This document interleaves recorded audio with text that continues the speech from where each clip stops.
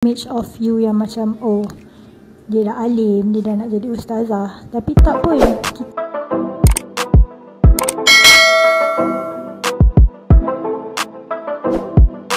Get unready with me untuk pergi bazar Ramadan. From Shasha Rizal to Shasha Afiqah real quick.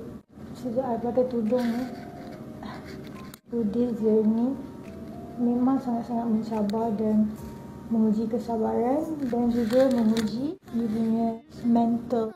And dia bukan semudah yang awak nampak semua orang portray dekat social media.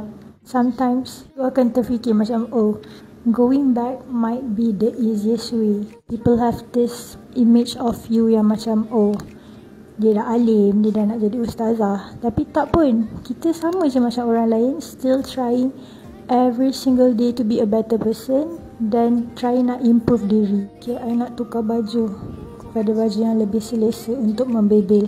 Cacang! Kan selesa dah tukar baju.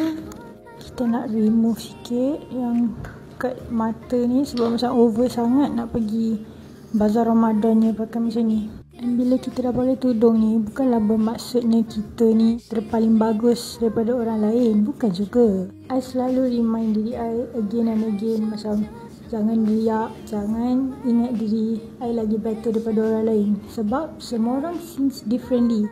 There still ada part of me yang banyak lagi perlu diperbaiki. Sebab manusia tu biasalah tak lari daripada buat kesilapan. And every day is a chance for us untuk perbaiki diri kita. Simple. Dah tak over sangat, dah boleh pergi bazar dah. By the way, tudung I yang cantik ni daripada Hejira Group. Okay, jom. To all my girlies out there yang tengah berjuang untuk keep istiqomah, this is a little reminder untuk korang. Taking a baby step is definitely fine and don't be too hard on yourself. Journey kita semua berbeza-beza, jadi tak perlu compare dengan orang lain. Slowly but surely, insyaAllah.